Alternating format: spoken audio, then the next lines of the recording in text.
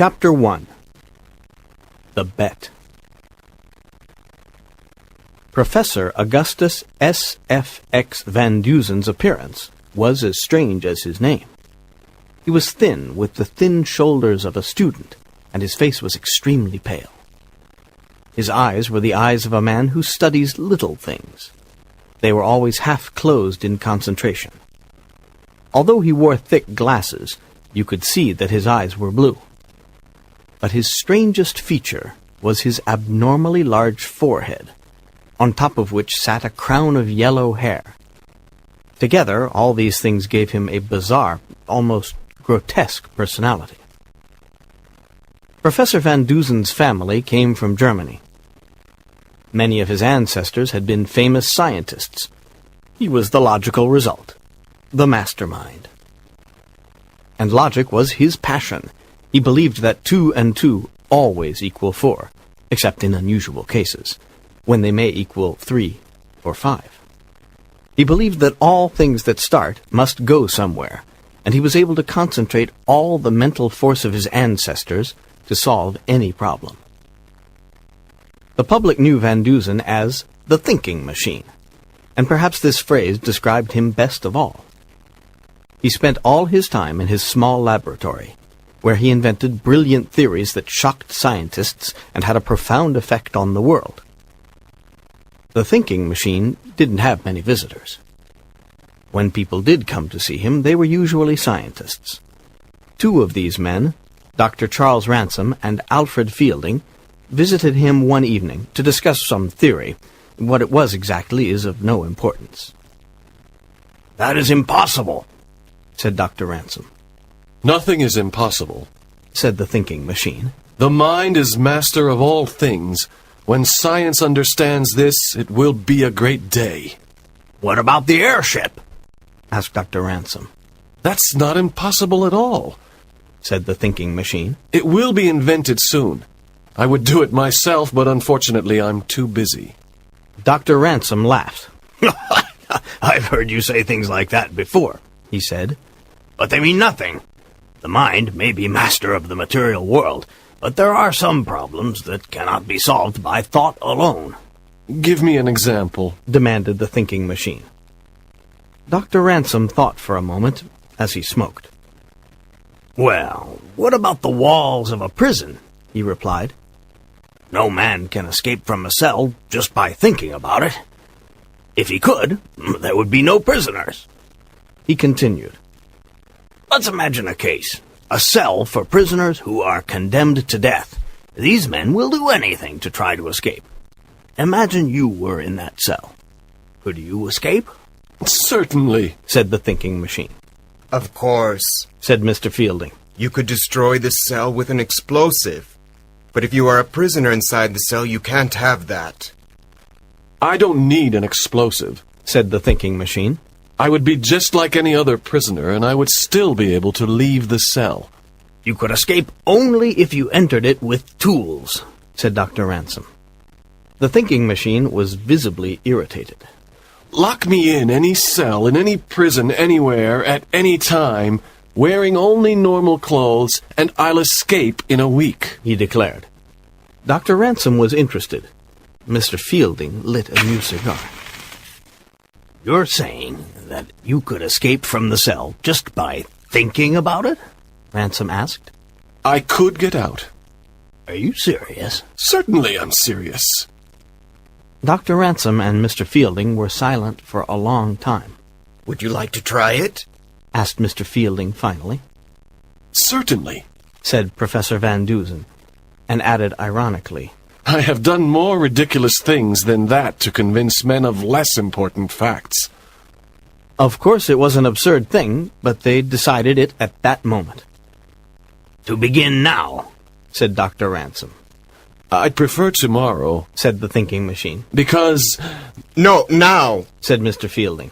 "You will be locked in a cell with no chance to communicate with friends. You will receive exactly the same attention as a real prisoner, a man condemned to death. Do you still agree to do it?" "All right, now, if you want," said the thinking machine, and he stood up. "The death cell in Chisholm Prison." Fine. And what will you wear? Very little. Said the thinking machine. Shoes, long socks, trousers, and a shirt. The guards will search you, of course. They must treat me like any other prisoner. Said the thinking machine. And so they made the arrangements. They had to obtain permission for the experiment, but all three of them were important men, and everything was finalized with a few telephone calls. The prison governors could not understand why Professor Van Dusen wanted to do it, but one thing was certain. They had never had such an important prisoner. The thinking machine dressed himself in the clothes that he was going to wear in prison, and called his housekeeper. Martha, He said, it is now 27 minutes past 9. I am going away. 1 week from tonight at 9:30, these gentlemen and 1 or 2 others will have dinner with me here. Remember, Dr. Ransom likes carrots. A driver took the three men to Chisholm Prison. The warden was waiting for them. He understood only that Professor Van Dusen was going to be his prisoner for 1 week. He was not a criminal, but he must be treated just like any other prisoner. "Search him," said Dr. Ransom. The guards searched the thinking machine, but they didn't find anything. The pockets of his trousers were empty, and his shirt didn't have any pockets. They took off his shoes and socks, and looked inside them. Nothing. Dr. Ransom regarded Van Dusen's weak body and his colorless face. He was suddenly sorry about his idea. "Are you sure you want to do this?" he asked. Would you believe me if I didn't do it? The thinking machine replied. "No." All right, I'll do it. Ransom didn't like the arrogance in Van Dusen's voice. His sympathy for the man disappeared. He decided that the experiment was a good thing. It would teach the thinking machine a lesson. "Will it be possible for him to communicate with anyone outside the prison?" he asked. No, it will be absolutely impossible, Said the warden. He will not have anything to write with. "And the guards, will they send messages for him?" Not one word. Said the warden. They will tell me anything he says, and they will give me anything he gives them. Good, said Mr. Fielding. "Of course, if he does not escape in a week," said Dr. Ransom, "and asks to leave, you will let him go," I understand. said the warden. Then the thinking machine spoke. I have 3 requests, He said. I would like some toothpaste and also 1 $5 and 2 $10 bills. "Could he bribe your guards for $25? Not even for $2,500. In that case, give him the money. said Mr. Fielding. "And what is the third request?" asked Dr. Ransom. Could somebody clean my shoes? The 3 men looked very surprised. This last request seemed completely absurd, but they agreed to it anyway. After this, they took the thinking machine to his cell. They walked down a long corridor and stopped at the 3rd steel door. Here is cell 13, said the warden. This is where condemned killers are kept. No one can leave it without my permission. No one in it can communicate with anyone outside. It is very near my office, and I can hear any noise that comes from it. Is this cell all right, gentlemen? asked the thinking machine. Yes, it's perfect, replied Fielding and Ransom together. The guard opened the door, and the thinking machine walked into the dark room. No sooner was he inside than the warden closed the door and locked it with a double lock. Ransom heard a noise from inside the cell. "What is that noise?" he asked through the bars. Rats. The cell is full of rats, replied the thinking machine. The 3 men said good night, and were turning to go when the thinking machine called. What time is it exactly, Warden? 17 minutes past 11. Thanks. I will see you all in your office at 8:30, 1 week from this evening, said the thinking machine. And if you do not? There is no possibility of that. Chapter 2. Chisholm Prison. Chisholm Prison was a large building. It was 4 floors high and stood in the center of a large open space. The wall around it was 6 meters high and impossible to climb. Even if a man managed to escape from his cell, he could not pass over the wall. The yard around the building was 8 meters wide on all sides. This was the distance from the prison building to the wall. During the day, prisoners used the yard to do exercises. But it was not for those prisoners in cell 13. There were always 4 armed guards in the yard, 1 for each side of the building. At night, strong lights illuminated the yard and the wall. The wires that carried electricity to these lights ran up the walls of the building. The thinking machine saw and understood all these things. He had to stand on his bed to see out of the small barred window. It was the morning after his incarceration. He soon realized that somewhere on the other side of the wall there was a river, because he could hear the sound of a boat and saw a river bird in the sky. From the same direction he heard the sound of children playing baseball, so he knew that there was a children's playground between the prison wall and the river. No man had ever escaped from Chisholm Prison, and it was easy to see why. The walls of the cell were perfectly solid, and the bars on the window were new. And in any case, the window itself was too small to escape through. But this didn't discourage the thinking machine. He looked up at the light and saw how the wire went from it to the wall of the prison building. He realized that the wire passed near the window of his cell. That could be useful. Cell 13 was on the same floor as the prison offices. The thinking machine couldn't see the ground through the window of his cell. However, there were only 4 steps up to the office floor. Therefore, the cell must be near the ground. Good. The thinking machine remembered how he had come to the cell. First, there was the outside guards' room, which formed part of the wall next to the prison gates. There was always one guard at these gates who let people come into the prison, and then let them out again when the warden told him to. The warden's office was in the prison building. From the yard you had to pass through a solid steel door to get to it. The door had only one small hole in it to see who was there. Then between the office and cell 13 there was a heavy wooden door and 2 steel doors in the corridors of the prison. Then, of course, there was the door of cell 13. There are 7 doors between cell 13 and freedom, thought the thinking machine. It will not be easy, but there are advantages. I am alone here. Nobody looks at what I am doing. There is one guard who brings my food 3 times a day at 6 o'clock in the morning, at noon, then again at 6 in the afternoon. And then there is the inspection at 9 o'clock, but that is all.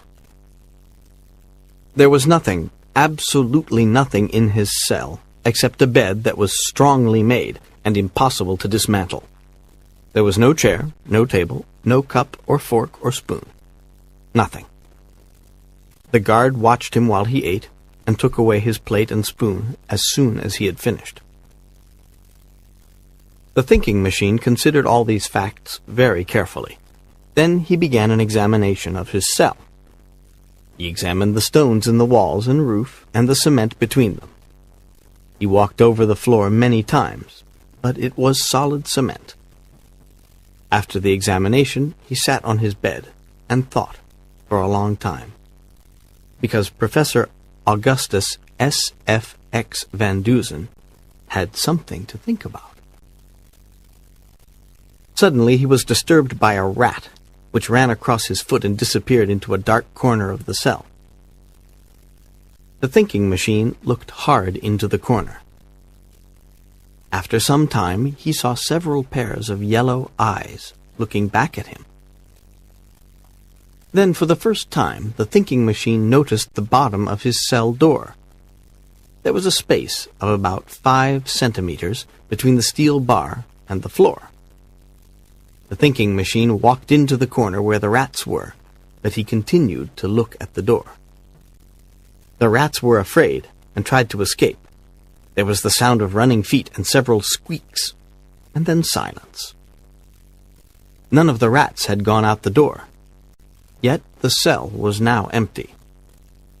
Therefore, there must be another way out of the cell, even if it was very small. He got down on his hands and knees and began to look for the opening. Finally, he found it. It was a small circular hole in the floor, about 4 centimeters in diameter. So this is how the rats escaped. Interesting. He put his hand in the hole. It seemed to be an old drain pipe. The thinking machine sat on the bed and thought for an hour. Then he looked once more outside his cell window.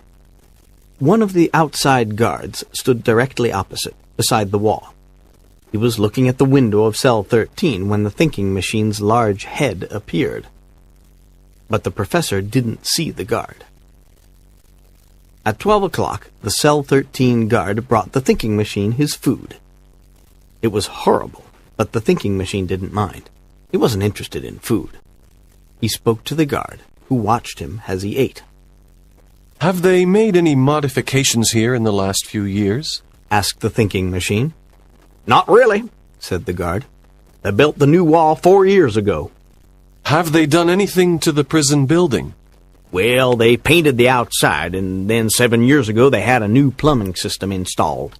Ah, I see, said the prisoner. How far is the river over there? About 100 meters. The boys have a baseball ground between the wall and the river. The thinking machine had nothing more to say, but when the guard was ready to go, he asked for some water. I get very thirsty here, he explained. Could I have some water in a cup, please? I'll ask the warden, replied the guard, and he went away. Half an hour later, he returned with a small cup. The warden says you may keep this cup, he told the prisoner, but you must show it to me when I ask for it. If you break it, I won't give you another one. Thank you, said the thinking machine. I won't break it. 2 hours later, the same guard was passing the door of cell 13. He heard a noise and stopped. The thinking machine was on his hands and knees in a corner of the cell. There was the sound of several squeaks. The guard watched him. Ah, I've got you, he heard the prisoner say. What have you got? Said the guard. One of these rats, he replied. See? The guard saw a rat in the thinking machine's hands. The prisoner carried it towards the light. It's a water rat, he said. Haven't you got anything better to do than catch rats? Asked the guard. It's terrible that there are rats in this prison, said the thinking machine. Take this one away and kill it. There are many more where it came from. The guard took the rat and killed it. Later he told the warden about the incident, but the warden only smiled. Later that afternoon, the armed guard in the yard outside cell 13 saw the prisoner look out and put a hand through the bars of the window. Something white fell slowly to the ground. It was a roll of linen from a shirt, and wrapped around it was a $5 bill. The guard looked up at the window again, but the face was no longer there. With a smile, he took the cloth and the $5 bill to the warden's office. There was something written on the outside of the cloth, in strange ink. It said, Please deliver to Dr. Charles Ransom. Ha! said the warden. His first plan of escape has failed. But why did he address it to Dr. Ransom? And where did he get the pen and ink to write with? Added the guard. The warden looked at the guard, and the guard looked at the warden. There was no easy solution to the mystery. The warden studied the writing carefully. Well, let's see what he wanted to say to Dr. Ransom, he said. He unrolled the second piece of linen. Well, if that... What? What do you think of that? He asked, extremely confused. The guard took the piece of linen and read, Epa xeat dnet niawe tu si T. Listening activity. Chisholm Prison. Test your memory. Listen to this description of the prison. How many differences can you find from the story? Chisholm Prison was a big building. It was 5 floors high, and it stood near an old abandoned church. The wall around it was 4 meters high and impossible to climb. Even if a man escaped from his cell, he could not pass over the wall. The yard around the building was 10 meters wide on all sides. This was the distance from the prison building to the wall. During the night, all prisoners, no matter what their crime, used the yard to do exercises. There were always 8 armed guards in the yard, 2 for each side of the building. Chapter 3. A Message from Cell 13. The warden spent an hour trying to discover what the message was. Why did his prisoner want to talk to Dr. Ransom? And where had he got the materials to write? He examined the linen again. It was a part of a white shirt. But what had he written with? The warden knew that the prisoner didn't have a pen or a pencil. So what had he used? The warden decided to investigate. The thinking machine was his prisoner. If this man is trying to escape by sending coded messages, He thought. I will stop him. The warden returned to cell 13. He found the thinking machine on his hands and knees. He was catching rats. The prisoner heard the warden and turned to him quickly. It's terrible, He said. These rats, there are hundreds of them. Other men can live with them. Said the warden. Give me your shirt. Here's another one. Why? Demanded the thinking machine. You have attempted to communicate with Dr. Ransom. Said the warden angrily. As the warden of this prison, I must stop you. The thinking machine was silent for a moment. All right. He said finally. Here, take it. The warden smiled. The prisoner stood up and took off his shirt. He gave it to the warden. In exchange, the warden gave him a blue prison shirt. The warden looked at the thinking machine's white shirt. He compared the pieces of linen he had with the shirt. It was torn in 2 places. The thinking machine watched him. Did the guard give you those? He asked. Yes, he did. Said the warden. And that is the end of your first attempt to escape. The thinking machine watched the warden as he looked at the shirt. He saw that there were only 2 pieces missing from it. He smiled. What did you write this message with? Asked the warden. I'm afraid you must discover that. The thinking machine said. The warden became angry, but he didn't say anything more. He made a very careful inspection of the cell and the prisoner. But he found nothing. Nothing that the thinking machine could use as a pen. And the liquid that he had used to write the message was also a mystery. Finally, the warden went out of the cell. He took the thinking machine's shirt with him. Well, he won't escape by writing messages on a shirt, the warden thought. On the 3rd day of his incarceration, the thinking machine tried to bribe the guard so that he could escape. The guard brought his food and waited outside the cell door. The drain pipes of the prison go to the river, don't they? The thinking machine asked. Yes, said the guard. I imagine they are very small. Yes, they are too small to escape through. There was silence. The thinking machine finished his food. Then he said, You know I'm not a criminal, don't you? Yep. And I can leave the prison if I want to. Yes, Well, when I came here, I believed I could escape. said the prisoner. Will you help me if I give you some money? The guard was an honest man. No, he said, $500, said the thinking machine. I am not a criminal. No, said the guard. 1,000. No. If you gave me $10,000, I couldn't get you out. To get out, you have to pass through 7 doors, and I only have the keys to 2. The guard ran to the warden's office, and told him about the prisoner's offer.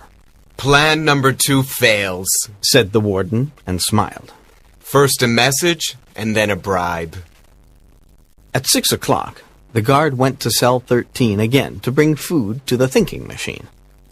He stopped in the corridor. There was a noise coming from inside the cell. The guard walked very quietly to the cell door. Through the bars, he saw the thinking machine at the window. He was trying to cut through the iron bars of the window with a file.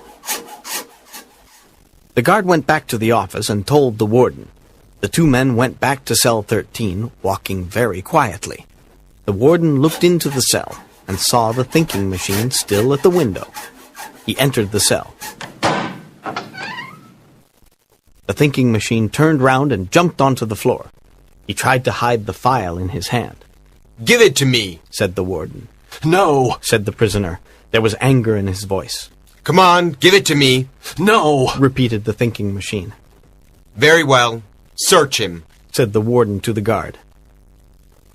The guard searched the thinking machine. After some minutes, he found a piece of steel, about 5 centimeters long, in the prisoner's trousers. A few minutes later, he found another piece.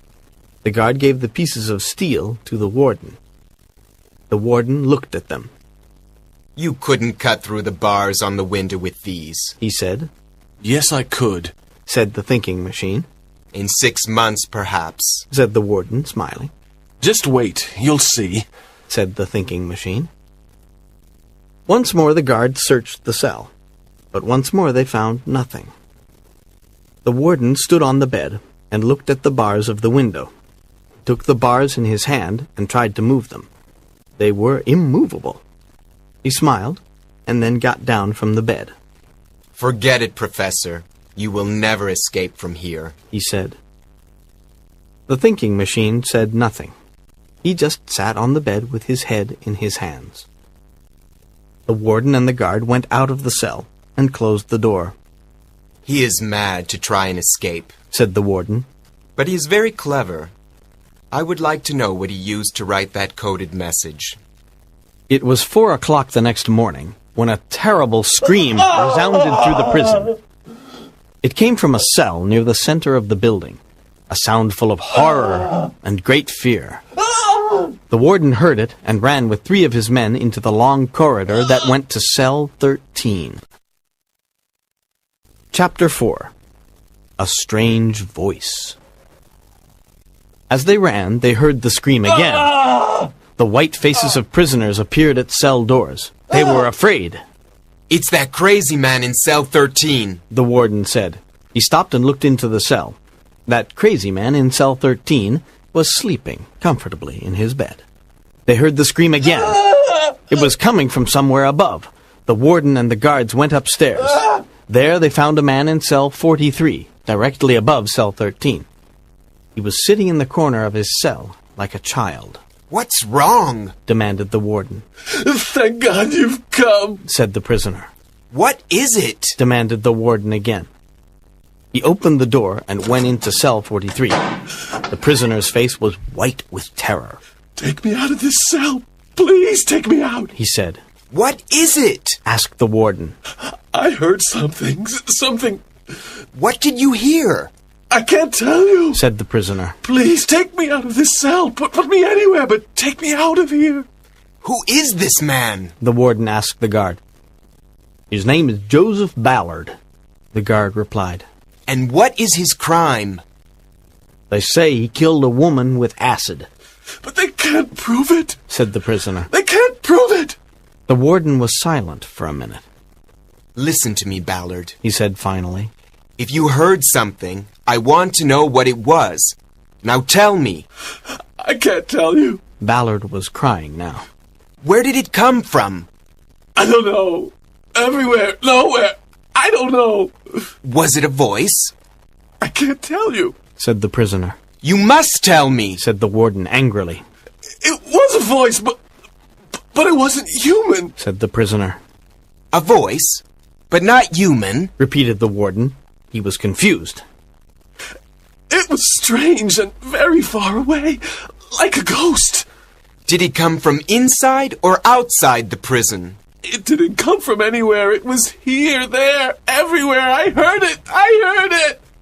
For an hour, the warden tried to get the story, but Ballard became silent and didn't say anything more.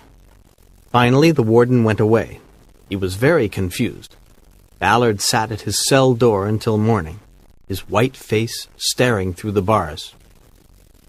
It was the 4th day of the thinking machine's incarceration. He stood at his cell window and threw another piece of linen to the guard outside. And once more, the guard took it to the warden. The warden read the message on it. It said, Only 3 days more. The warden was not surprised by the message. He knew the thinking machine meant that there were only 3 days more before he escaped. But how did he write it? The warden thought. Where did he find another piece of linen? Where? How? He looked at the linen.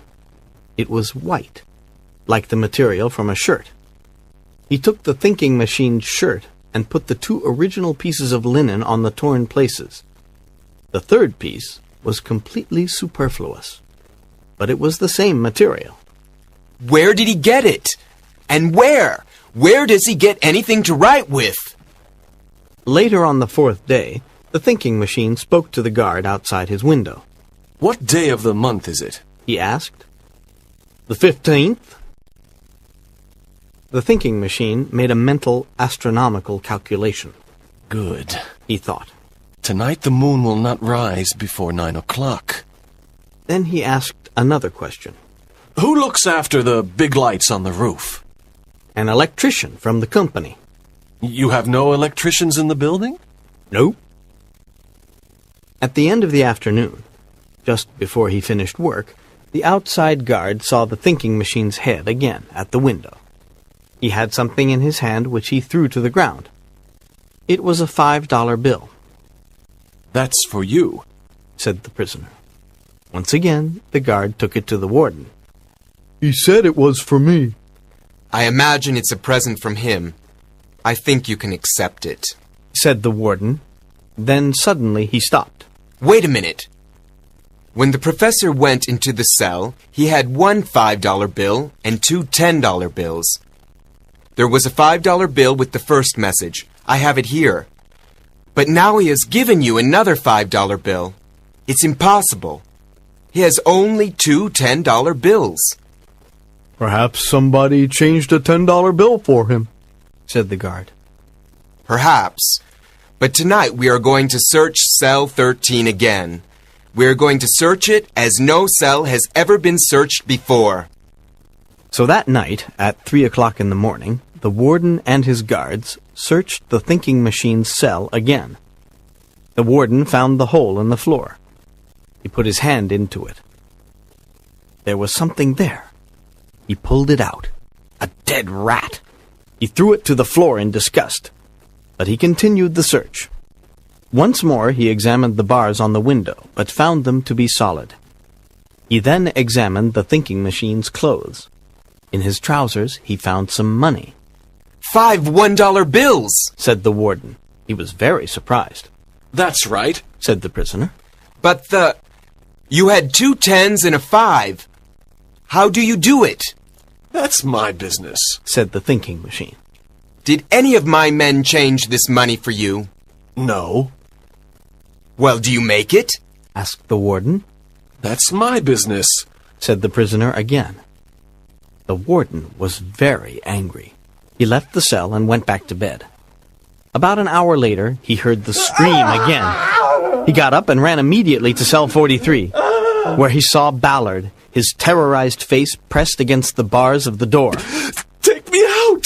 Take me out! He screamed. I did it! I killed her! Take me out of here! Was it the voice again? asked the warden. Yes, said Ballard. What did it say? Acid! Acid! Acid! said the prisoner. It knew! I threw the acid in the woman's face and killed her! Oh. Acid? repeated the warden, more confused than ever. Chapter 5. Countdown to Freedom. On the 5th day of the thinking machine's incarceration, the warden looked tired. He wanted this thing to finish. He wanted his confusion to end. But that day, the thinking machine threw another piece of linen to the guard. It said, Only 2 days more. This time there was a silver $half with it. Now the warden knew, he knew that the man in cell 13 didn't have any $half. He couldn't have any $half, just as he couldn't have pen and ink and linen. But he did have them. It was a fact, not a theory. And that is why the warden looked so tired. Then there was the voice that Ballard had heard. The word acid. Didn't mean anything, of course. Ballard was obviously mad. But there were so many things that didn't mean anything, now that the thinking machine was in the prison. On the 6th day, the warden received a letter from Dr. Ransom. It said, Dear Sir, Mr. Fielding and I will meet you in your office tomorrow evening. If Professor Van Dusen has not escaped, and we believe he has not, because we have not received a letter from him, we will meet him there too. Yours, Dr. Ransom. That day, the thinking machine had 3 more messages for the warden. They were written on the same linen and referred to the meeting with Dr. Ransom and Mr. Fielding. On the afternoon of the 7th day, the warden passed cell 13 and looked in. The thinking machine was sleeping on his bed. Everything in the cell was completely normal. He cannot escape between now and 8:30 this evening, the warden thought. That evening, after 6 o'clock, he saw the guard. Is everything all right in cell 13? He asked. Yes, sir, replied the guard. But he didn't eat much today. The warden was feeling happy when he met Dr. Ransom and Mr. Fielding that evening, at 7 o'clock. He wanted to show them the thinking machine's messages. He wanted to tell them about the events of the week. But before he could speak, the guard from the river side of the prison yard came into the office. The light on my side of the yard is broken, the guard said. Oh no, another problem, said the warden. The guard returned to his post in the dark. The warden called the electric light company. Hello, this is Chisholm Prison, he said into the phone. One of our lights is broken. Could you send 4 men here to repair it? Thank you. Goodbye. The warden went out into the yard. While Dr. Ransom and Mr. Fielding were waiting, the guard from the prison gate came into the office. In his hand was a letter. Dr. Ransom looked at the letter. Incredible, he said. What is it? Asked Mr. Fielding. The doctor gave him the letter. Fielding looked at it. It's a coincidence. It must be, he said. It was almost 8 o'clock when the warden returned to his office. The electricians have arrived, he said. They are working on the light now. The warden telephoned the guard at the prison gate. How many electricians came in? He asked. 4, was the reply. All right. You must be certain that only 4 men go out of the prison, said the warden. He put down the phone and took the letter. My God, it's not possible, he said, shocked. What is it? Asked Mr. Fielding. It's a letter from cell 13, said the warden. An invitation to dinner. What? Said Ransom. The 3 men were silent for a long time. Finally, the warden called a guard. Go down to cell 13 immediately, he said, and see if the professor is still there. The guard ran down the corridor. Dr. Ransom and Mr. Fielding examined the letter. It's Van Dusen's handwriting. There's no doubt about that, said Dr. Ransom. I've seen too much of it. At that moment, the telephone rang again. It was the guard at the prison gate. There were 2 newspaper reporters, and they wanted to see the warden. The warden told the guard to let them come in. It's impossible, he said. Professor Van Dusen must be in cell 13. Then the guard returned. "He's still in his cell, sir," he said. "I saw him. He's sleeping," There, I told you. said the warden. But if he is still in his cell, how did he send the letter? There was a knock at the door, It's the reporters. said the warden. Come in. The door opened, and the two men entered. Good evening, gentlemen. Said one. It was Hutchinson Hatch. The warden knew him well. Then the second man came in. Well, I'm here. He said. It was the thinking machine. The warden sat with his mouth open. He was paralyzed. How? How did you do it? Asked the warden finally. Let's go back to the cell. Said the thinking machine. The men walked down the corridor to the door of cell 13. Look inside. Said the thinking machine. The warden looked inside. Everything looked normal, and there on the bed, was the figure of the thinking machine. Certainly, there was his yellow hair. The warden looked again at the man beside him. I must be mad, He thought. Then he unlocked the cell door, and the thinking machine went inside. Look here. He said. He put his foot on the steel bars at the bottom of the cell door, and 3 of them fell out.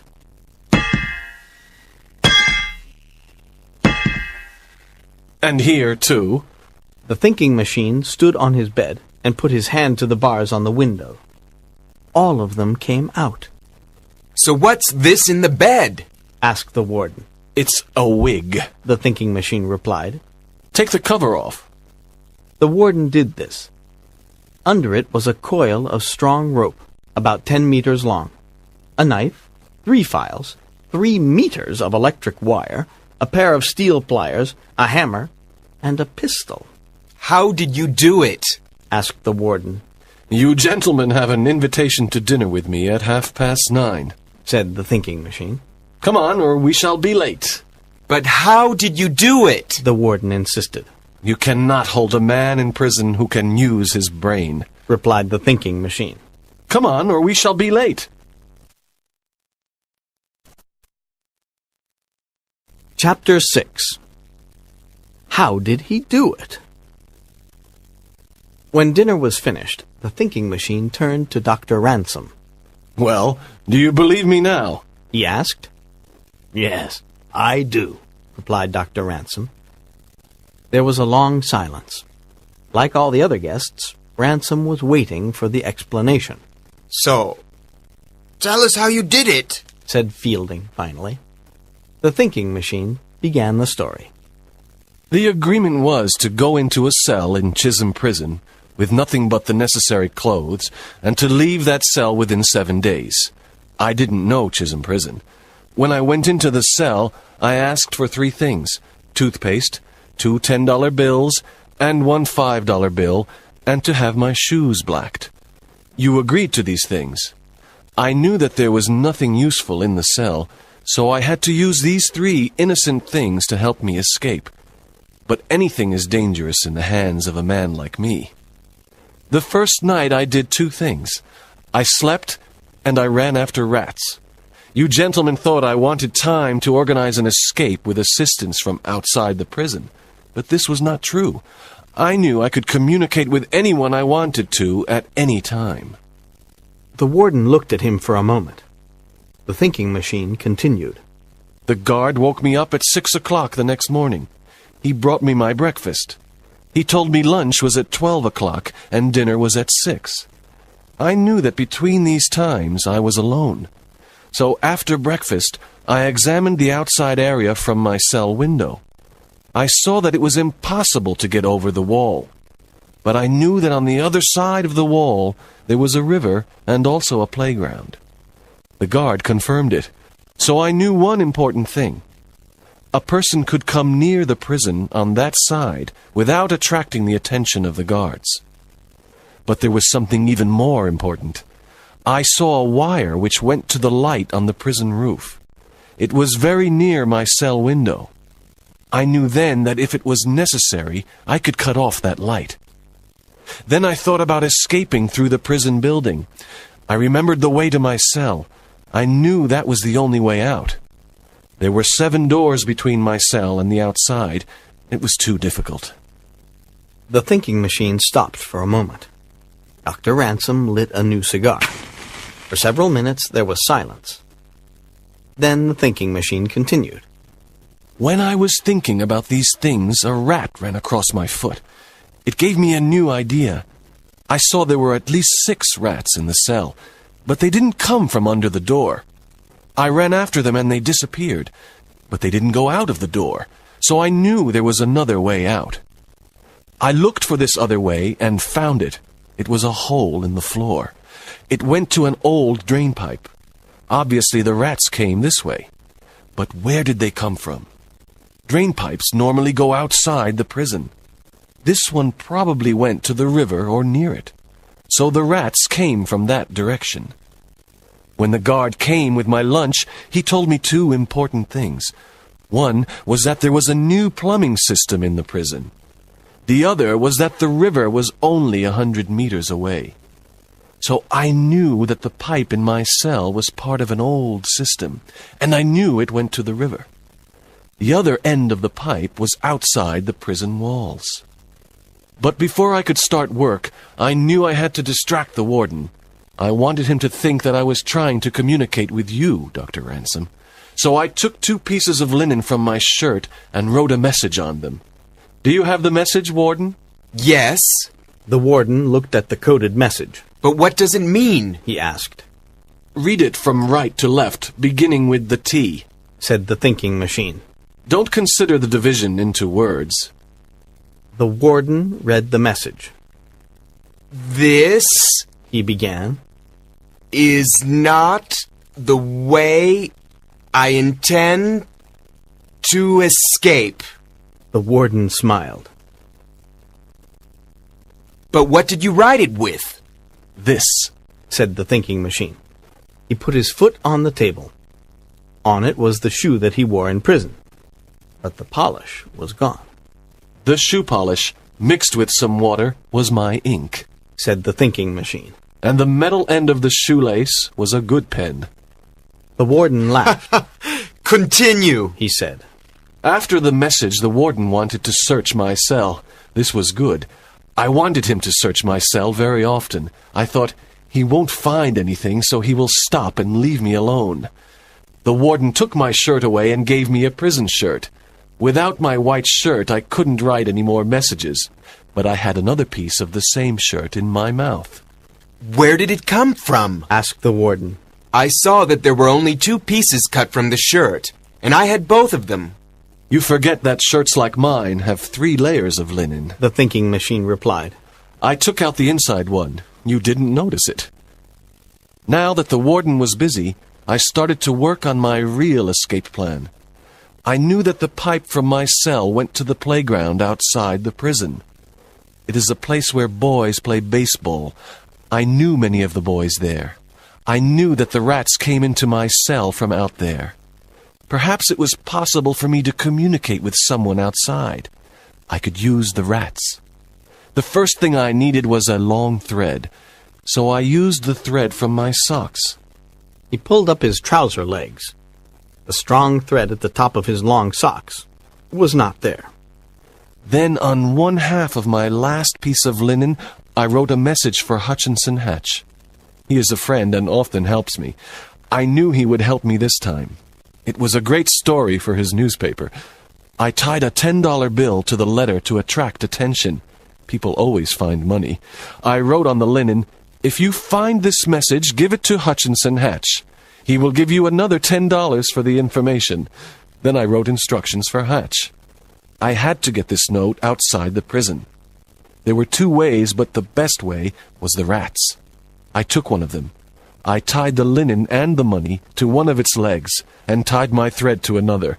Then I put it in the pipe. From the moment the rat disappeared into that dirty pipe, I was nervous. The thread could break. Anything could happen. I waited.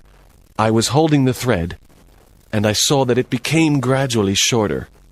Finally, there was only about 1 meter of thread in my hand. I knew that the rat was outside the prison. But would Hatch receive the message? I had to wait. I decided to try some other maneuvers. This was to confuse the warden more. I tried to bribe the guard. I tried to cut through the bars on my cell window. The warden became very angry. He took the bars in his hands to see if they were solid. They were, then. That night I didn't sleep. The thread was tied to my hand. I waited for the signal from outside. I thought, if Hatch has received the message, and if he finds the drainpipe, he will pull the thread. At 3:30 in the morning, I felt something pull the thread. The thinking machine turned to Hutchinson Hatch. Now you can explain what you did, He said. A small boy brought the linen message to me. I gave the boy another $10. I got some string and then some wire. I went with the boy to the playground. I looked for the end of the drainpipe for an hour. Then finally I found it.